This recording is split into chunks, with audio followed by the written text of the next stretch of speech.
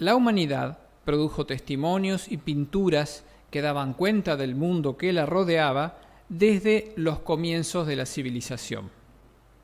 Hubo diversas maneras de representar ese mundo, pero recién encontramos registro o análisis del modo en que la luz incide en los objetos y las personas en el Renacimiento, movimiento cultural centrado en el hombre como individuo que tuvo lugar en Europa a partir del siglo XV.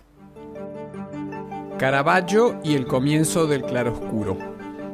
El maestro italiano Caravaggio comienza a definir las figuras humanas de manera nítida y violenta, generando en ellas la representación del volumen a partir del uso del claroscuro, que es el juego de contrastes entre altas y bajas luces.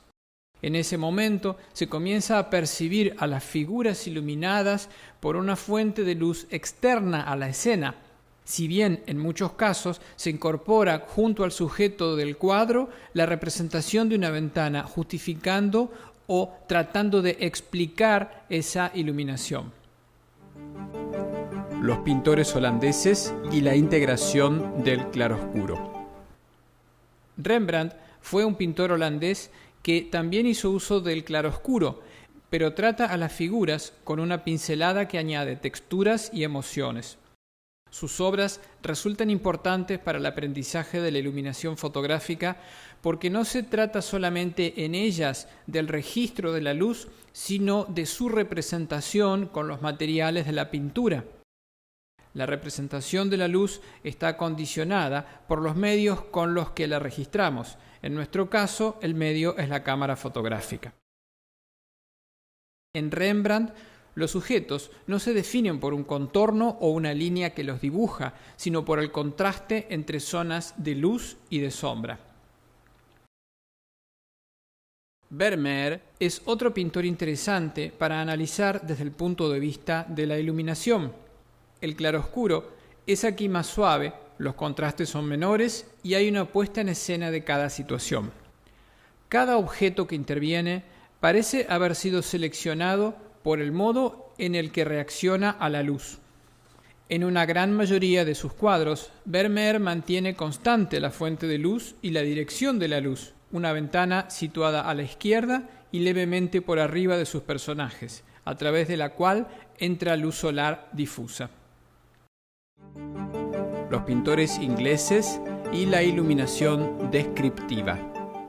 Casi un siglo más tarde, en Inglaterra, encontramos los retratos de Thomas Gainsborough, en los que una pausada iluminación está al servicio de demostrar la nobleza de sus personajes.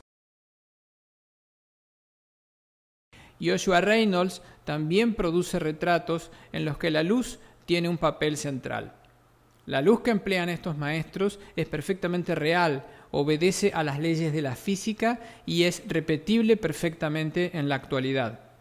Ambos artistas, entre otros, fueron tomados como referencia por el director de cine Stanley Kubrick para el film Barry Lyndon, en el que el análisis de la luz que hacen las pinturas se materializa en la película con total claridad.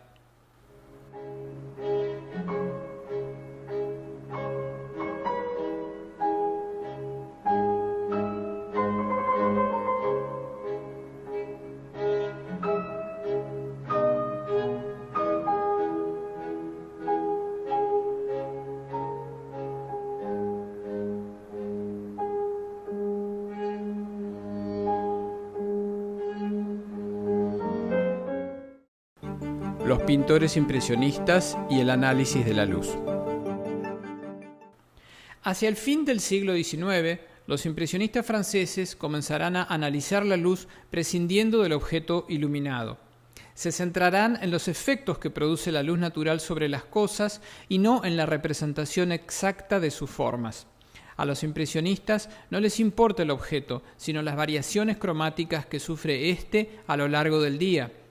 Los impresionistas eliminaron los detalles minuciosos, no estaban interesados en el objeto como tal. ¿Qué ocurría? Por esos años ya se había consolidado la fotografía y era ella quien se haría cargo desde ese momento de la representación de la realidad. La pintura tendría a partir de entonces otras preocupaciones. Los primeros fotógrafos y la luz natural. Los esfuerzos de los primeros fotógrafos estuvieron orientados simplemente a producir la exposición de sus materiales, que tenían muy poca sensibilidad. Por esa razón, las primeras imágenes se toman con luz diurna.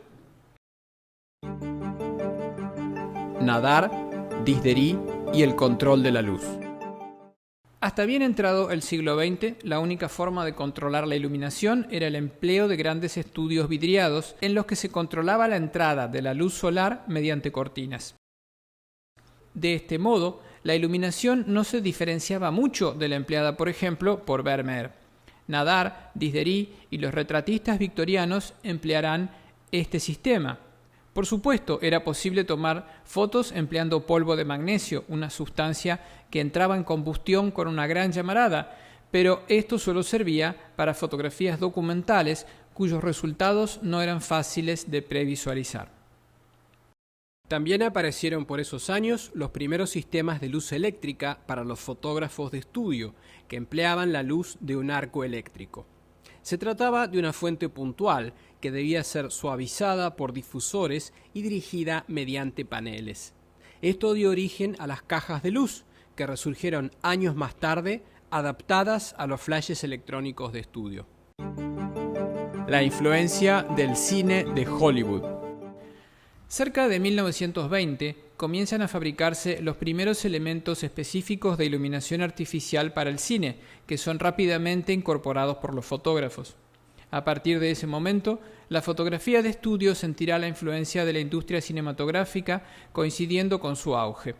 Las luces dirigidas y concentradas, los contrastes y el claroscuro eran preferidos por los directores de fotografía cinematográficos porque con estos medios lograban una mayor sensación de realismo al proyectar un fotograma de tan solo 18 por 24 milímetros sobre una pantalla de varios metros de ancho. Irving Penn y Richard Avedon. Fotografía de modas y luz despojada. En la década de 1950 tiene lugar el auge de las grandes revistas ilustradas que coincide con la expansión económica de la posguerra. Allí se va desarrollando un lenguaje de iluminación más despojado, menos barroco, en el estilo de Irving Penn, Richard Avedon y otros. Las direcciones de las luces ya no están tan marcadas y el clima es más etéreo. Se vuelve a la iluminación de ventana y también a las grandes fuentes difusas. Estilos actuales y perspectivas. En la actualidad conviven una gran cantidad de estilos influenciados por el uso de la luz ambiente, su mezcla con flashes de estudio, el empleo de pequeñas unidades de flash TTL, el retorno del uso de la luz continua encabezada por las fuentes basadas en LED y lámparas de alta intensidad y una marcada postproducción digital.